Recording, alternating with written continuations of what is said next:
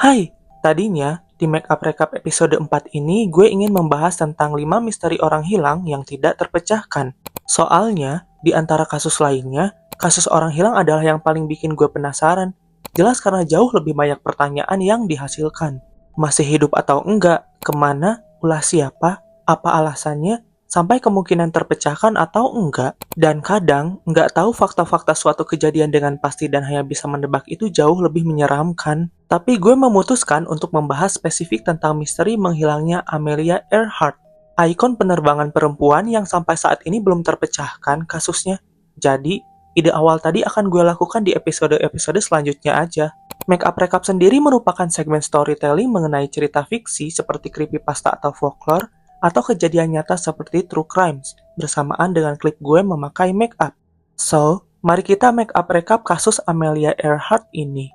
Ketika gue searching missing person case di internet, namanya pasti muncul di berbagai artikel. Wanita bernama lengkap Amelia Mary Earhart ini lahir pada 24 Juli 1897 di Atchison, Kansas, USA. Dia dikenal sebagai pelopor penerbangan, seorang penulis, dan pejuang hak wanita Amerika Serikat, atau Ethel Bedy.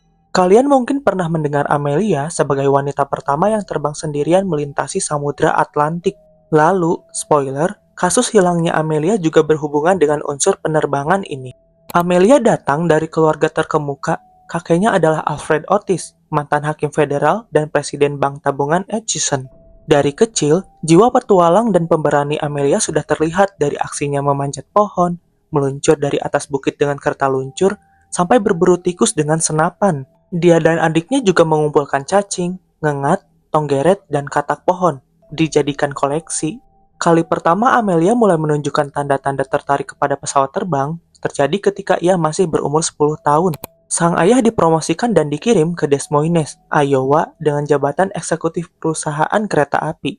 Lalu, mereka pergi ke pasar amal negara bagian Iowa, di mana Amelia melihat sebuah pesawat terbang di sana. Meski begitu, si ayah kelihatannya nggak begitu senang dengan ketertarikan Amelia dan adiknya itu. Dia bakal menjabarkan pesawat terbang sebagai benda penuh kawat karatan dan nggak menarik sama sekali ke anaknya. Katanya, mending kalian naik komedi putar aja. Sebelum memfokuskan diri sebagai penerbang, Amelia melakukan banyak pekerjaan untuk mengumpulkan dana belajar terbang. Kita udah tahu ya, sejak kecil Amelia punya jiwa pemberani dan ambisius. Dia bahkan punya semacam jurnal berisi potongan koran tentang wanita-wanita yang sukses di bidang dengan dominasi laki-laki. Amelia sempat bekerja sebagai juru tulis di Great Northern Railway di kota Saint Paul. Pernah juga menjadi asisten perawat setelah melakukan pelatihan di Rumah Sakit Militer Spadina di Toronto, Ontario. Di waktu-waktu sebagai perawat itu, Amelia mengunjungi pameran penerbangan pesawat yang diselenggarakan oleh orang-orang dari Perang Dunia Pertama. Amelia melihat seorang pilot mengendarai pesawat, dan ketertarikan dia kepada hal-hal berbau penerbangan pun datang kembali. Pengalaman terbang pertama Amelia terjadi berkat Frank Hawks yang memberinya tumpangan di lapangan udara. Dan dari sini, Amelia mantap untuk memutuskan belajar terbang. Biaya belajarnya sendiri terbilang besar ya, $1.000. Oleh karena itu, Amelia bekerja sebagai fotografer, sopir truk, sampai menjadi pekerja di perusahaan telepon lokal. Pelajaran pertamanya berlangsung pada 3 Januari 1921 dengan guru seorang perempuan juga, perintis perempuan penerbang bernama Anita Snook. Amelia akhirnya punya pesawatnya sendiri 6 bulan kemudian, sebuah Kinner Airster yang dia kasih julukan Canary, sebuah pesawat bersayap ganda warna kuning. Dia lalu menciptakan rekor dunia perempuan setelah menerbangkan Canary hingga ketinggian 14.000 kaki. Penerbangan melewati Samudra Atlantik yang legendaris itu berawal dari tawaran seorang perempuan Amerika kaya bernama Amy Guest yang tinggal di London, Inggris. Dia terinspirasi untuk terbang setelah mengetahui penerbangan solo Charles Lindbergh. Namun, setelah dipertimbangkan, risikonya terlalu tinggi kalau dia terbang sendiri. Makanya dia mencari perempuan lain untuk melakukan penerbangan tersebut dan siap menjadi sponsor. Awalnya Amelia bertugas sebagai penumpang saja dengan pilot Wilmer Stoltz dan kopilot Louis Gordon. Soalnya dia belum cukup pelatihan untuk tipe penerbangan ini. Ketiganya berangkat pada 17 Juni 1928 dari pelabuhan Trapeze, Newfoundland, lalu sampai kira-kira 21 jam kemudian di Burryport, Wales, Britania Raya. Gue nggak pernah naik pesawat, tapi nggak kebayang ya di udara selama itu. Hampir 1 hari penuh loh. Status Amelia kemudian naik jadi kayak seleb, media dan pemberitaan menaruh perhatian kepada Amelia ini. Dia sampai dapat julukan Lindy si beruntung, soalnya tubuhnya mirip si Charles Lindbergh. Dia juga disebut Nyonya Lindy oleh orang-orang Amerika. Julukan lain dari pers terdengar menarik, Ratu Udara. Usaha terbang Amelia merambah lebih banyak prospek karir. Dia melakukan tur bercerita tentang pengalaman-pengalamannya dari 1928 sampai 1929. Terus, Amelia juga menerbitkan buku, kerjasama produk kayak koper, rokok, dan pakaian olahraga. Dengan semua kegiatan tersebut, reputasi Amelia jelas makin meningkat ya, terutama di mata masyarakat awam. Perhatian ini Amelia manfaatkan untuk lebih mensosialisasikan lagi kegiatan penerbangan terutama untuk perempuan. Di tahun 1929, Amelia ikut serta dalam usaha promosi penerbangan udara komersial lewat pembangunan layanan penerbangan jasa udara. Dan kerennya, dia jadi salah satu penerbang pertama yang berpartisipasi. Mewakili Transcontinental Air Transport, barengan Charles Lindbergh, keduanya mendirikan layanan penerbangan daerah New York dan Washington DC. Ambisi Amelia untuk menciptakan rekor-rekor terbang mulai rutin direalisasikan. Dari terbang sendirian melewati Amerika Utara dan balik lagi, di Agustus 1928, sampai ikut balapan udara wanita Santa Monica ke Cleveland pada 1929 dan meraih posisi ketiga. Amelia menjadi anggota Asosiasi Aeronautik Nasional di tahun 1930, dengan tugas dan peran mengusahakan agar rekor wanita bisa diberikan secara terpisah, dan agar standar internasional bisa diterapkan pada FAI atau Federation Aeronautic International. Rekor dunia penerbangan diraih Amelia setelah ia menerbangkan sebuah Pitcairn PCA-2 Autogiro dengan ketinggian 18.415 kaki. Berapa sih itu dalam kilometer? 18.415 kaki itu setara dengan 5.613 meter, alias 5,6 kilometer. Amelia jelas mengabdikan diri pada dunia penerbangan wanita. Dia mengadakan pertemuan pilot wanita di 1929, lalu membuat dan menjadi pemimpin pertama organisasi tersebut tahun berikutnya, 1930. Sebelum membahas rekor penerbangan Amelia lainnya, kita melipir dulu membicarakan kehidupan pribadi dia. Pada 7 Februari 1931, Amelia menikah dengan George P. Putnam, seorang duda yang baru diterima lamarannya oleh Amelia setelah berkali-kali melamar. Meski sudah menikah, Amelia enggan menggunakan nama Mrs. Putnam, bilang kalau dia lebih suka dikenal dengan namanya, yakni Amelia Earhart. Amelia dan George enggak memiliki keturunan, tapi dari pernikahan sebelumnya, George mempunyai 2 orang anak. Beberapa tahun kemudian, Amelia akhirnya berangkat melakukan penerbangan transatlantik pada 20 Mei 1932. Dia mengikuti rute Charles Lindbergh. Titik keberangkatannya adalah Pelabuhan Grace, Newfoundland. Dengan mengendari Lockheed Vega, tujuan awalnya adalah kota Paris. Namun, karena cuacanya agak kurang mendukung, angin utaranya berhembus kencang, temperatur rendah, dan ada masalah teknis. Amelia akhirnya mendarat di padang rumput di Coolmore, letaknya ada di utara Derry, Irlandia Utara. Setelah perjalanan terbang 14 jam 56 menit. Ini jujur lucu sih, pas mendarat, seorang petani bertanya apakah Amelia melakukan perjalanan terbang jauh. Terus dia jawab, ya, dari Amerika. Like, what? That is so cool, kayak flexing yang keren. Oh iya, gue terbang jauh. Sejauh apa? Ya, dari Amerika ke Irlandia. Kalau gue jadi dia, jawabnya pasti sambil kibas rambut kayak Anggun. Atas usaha terbangnya itu, Amelia mendapat banyak penghargaan dari berbagai pihak. Distinguished Flying Cross dari Kongres Amerika Serikat, medali kesatria pemberian pemerintah Perancis, sampai medali emas National Geographic Society dari Presiden Amerika Herbert Hoover. Lalu, spot mendarat Amelia juga kini dikenal sebagai pusat Amelia Earhart. Penerbangan lain yang dilakukan Amelia sebelum usaha melewati Samudra Pasifik diantaranya penerbangan Honolulu ke Auckland, yang menjadikannya orang pertama sebagai penerbang solo dari Hawaii ke California di 11 Januari 1935. Penerbangan dari Los Angeles ke kota Meksiko pada 19 April 1935, hingga ikut balapan trofi Bendix di 1935. Amelia menciptakan 7 rekor jarak dan kecepatan wanita di antara tahun 1930 sampai 1935. Usaha memecahkan rekor terbang keliling dunia lewat khatulistiwa pada 1937 bukannya tanpa masalah. Insiden terjadi ketika Amelia terbang dan pesawatnya jatuh waktu lepas landas di Honolulu pada Maret 1937. Hal tersebut nggak menyurutkan semangat Amelia. Soalnya dia masih berambisi menjadi pilot pertama yang terbang keliling dunia lewat khatulistiwa. Rencana Amelia berubah karena insiden di Honolulu. Tadinya dia mau berangkat dari California ke Hawaii, terus lewat Samudra Pasifik. Tapi rutenya pun berubah. Menurutnya, bisa membantu mempermudah penerbangan, sebab dia bisa menghindari cuaca buruk. Meski begitu, salah satu spot pemberhentiannya, yaitu Pulau Howland, agak PR ya, karena dia cuma sepanjang 2 mil dan terletak di Samudra Pasifik. Ada di rute akhir penerbangan pula. Untuk penerbangan ini, Amelia nggak benar-benar terbang sendirian. Dia terbang bersama Fred Noonan, seorang navigator udara yang nantinya bertugas melacak Pulau Howland. Tadinya ada navigator kedua, Harry Manning, tapi dia nggak jadi bergabung. Nah, Harry Manning ini pintar di kode nirkabel. Amelia memutuskan untuk melepas pemancar CW, kunci kode telegraf, yang dikuasai si Harry. Soalnya dia nggak ikut kan, dianggapnya nggak ada yang bisa juga di antara dia dan Fred. Amelia juga memilih untuk berkomunikasi lewat bandwidth lebih tinggi setelah menjatuhkan antena trailing. Awalnya penerbangan Amelia dengan pesawat bernama Electra berlangsung lancar. Mereka sampai di Brazil, Dakar, Khartoum, Bangkok, Darwin, Australia, dan lain-lain. Lalu mereka mendarat di Lae, Papua Nugini pada 29 Juni 1937. Mereka udah menempuh jarak 35.000 km nih, sisa 11.000 km lagi yang Samudra Pasifik. Penerbangan dari Lae ini sempat diundur. Dari telegram Amelia ke suaminya, katanya ada masalah radio dan kesehatan personil.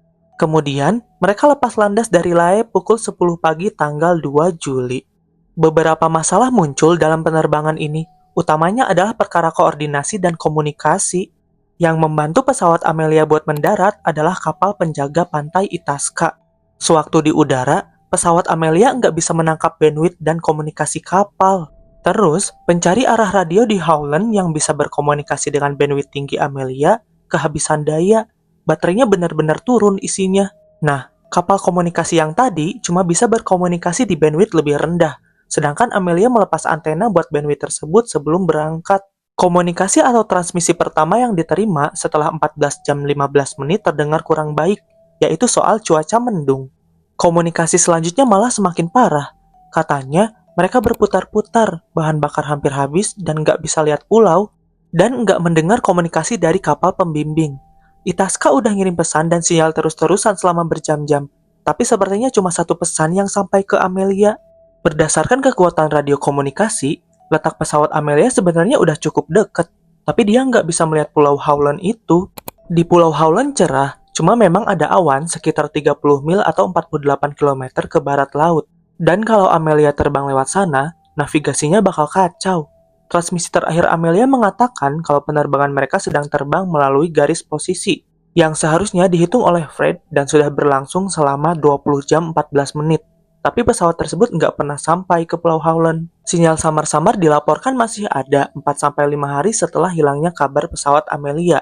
Tetapi nggak cukup jelas, jadi nggak ada informasi yang bisa didapat.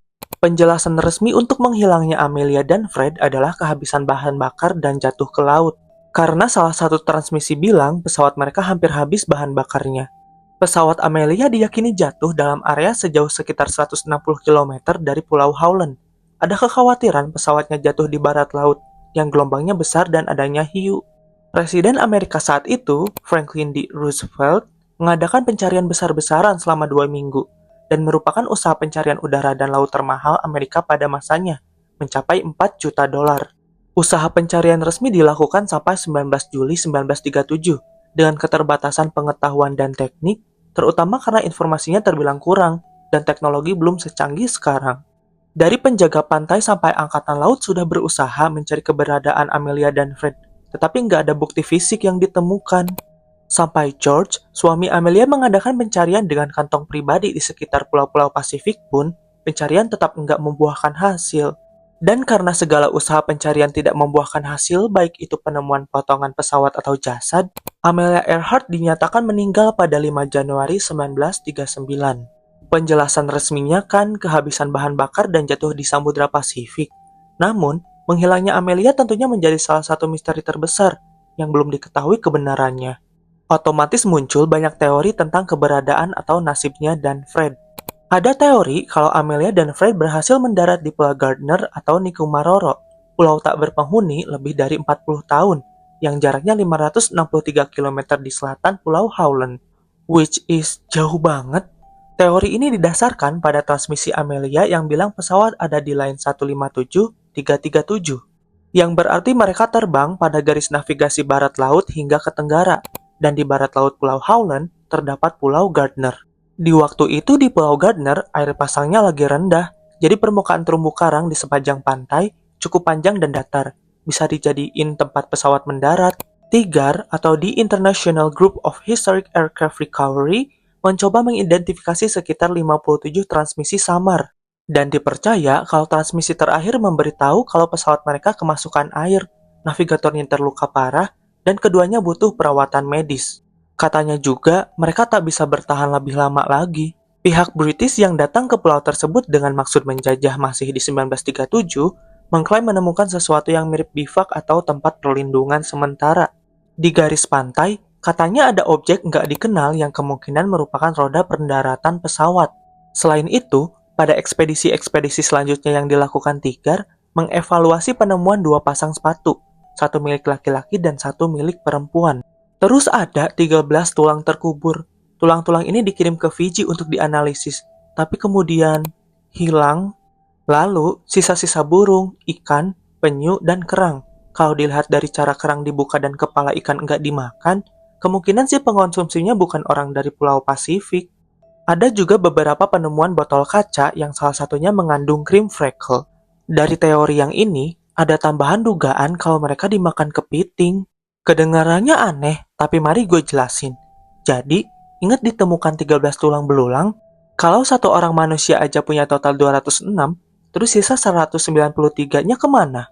Nah, Pulau Gardner ini merupakan habitat dari coconut crabs, kepiting berukuran besar yang ukurannya bisa mencapai 1 meter. Jujur, kalau gede gini serem banget liatnya, makanya gambarnya gue kecilin. Si kepiting ini punya kemampuan melucuti sesuatu dengan capitnya kan? Si TIGAR ngelakuin eksperimen dengan ngasih bangkai babi. Dan si kepiting bisa memisah-misah bagian tubuh si babi dalam kurun waktu kurang dari 2 minggu dan dibawa ke liang mereka. Jadi, ada teori yang bilang kalau itulah yang terjadi ke jasad Amelia dan Fred. Teori terkenal lain yang gue dapat ini cukup menarik karena punya beberapa kemungkinan berbeda. Dasar idenya sama, Amelia dan Fred terbang ke Marshall Island di utara, soalnya nggak bisa menemukan si Pulau Howland kan? Tapi, Pulau Marshall ini saat itu dikuasai oleh Jepang, dan kita tahu di periode tersebut hubungan Amerika dan Jepang nggak dalam kondisi baik. Kemungkinan pertama, Amelia cut off semua komunikasi dan meninggalkan pesawatnya di Pulau Marshall dan balik ke Amerika dengan nama samaran Irene Craig Mile. Terus menikah dengan laki-laki bernama Guy Bolam, otomatis menjadi Irene Bolam. Teori ini diajukan oleh penulis Joey Claes dan diungkapkan juga oleh Rollin C. Reineck, pensiunan kolonel Angkatan Udara Amerika. Joseph Gervais, pensiunan mayor Angkatan Udara, berteori kalau Amelia ditahan Jepang karena dia dan Fred melakukan kegiatan mata-mata. Setelah perang selesai, Amelia balik ke US dengan nama Irene Craig Mile tadi. Cuma, teori ini disangkal si Irene itu sendiri, yang kemudian mengajukan gugatan hukum dan minta ganti rugi. Kemungkinan kedua, Amelia dan Fred dibunuh oleh Jepang di Pulau Marshall, sebab dicurigai sebagai mata-mata, dan mereka nggak mau hal-hal rahasia atau apapun yang terjadi di pulau tersebut bocor keluar. Teori ini banyak versinya, ada juga yang berteori kalau Jepang ingin mengambil alih pesawat yang dimiliki Amelia. Jadi Amelia dan Fred dihilangkan nyawanya. Versi lain bilang sewaktu masih di udara, pesawat Amelia ditembak oleh Jepang hingga jatuh. Ada juga versi yang bilang mereka mendarat, tapi nasibnya berakhir tragis dan pesawatnya dipotong-potong lalu dibuang ke laut. Namun, salah seorang teman penerbang Amelia, Jackie Cochran, melakukan investigasi sendiri pada berkas-berkas milik Jepang. Dan dia yakin kalau Jepang nggak terlibat dalam misteri hilangnya Amelia dan Fred. Menurut kalian, apa sebenarnya yang terjadi pada Amelia Earhart? Buat gue, kayaknya teori paling mungkin adalah yang jatuh ke Samudra Pasifik lalu pesawatnya hancur itu. Sebab teknologi di tahun tersebut belum semaju sekarang. Jadi hasil pencariannya nggak secepat menemukan hasil yang diinginkan. Apalagi kalau di air, kemungkinan langsung hancur dan hilangnya jelas jauh lebih cepat dan tinggi. Pernah disebutkan juga kan, perkiraan letak pesawat Amelia jatuh itu gelombangnya besar. Semoga ya, suatu hari bisa ada penjelasan resmi dan bukan sebatas teori soal hilangnya Amelia Earhart. Oke, dengan ini, make up recap episode 4, dan Kalau kalian mau request apa yang bakal dibahas di Makeup Recap, komen aja di bawah. Mau folklore, creepypasta, true crimes, misteri, komen aja deh. Siapa tahu gue bahas. Pengingat lagi, semua produk yang gue pakai ada di list di deskripsi. Jangan lupa tinggalkan jejak dan apresiasi video ini. Juga cek Instagram dan TikTok gue di @tobinggar. Hati-hati dan jaga diri kalian. I hope I can see you next time dan kalian baik-baik aja. Thanks so much for watching. Bye.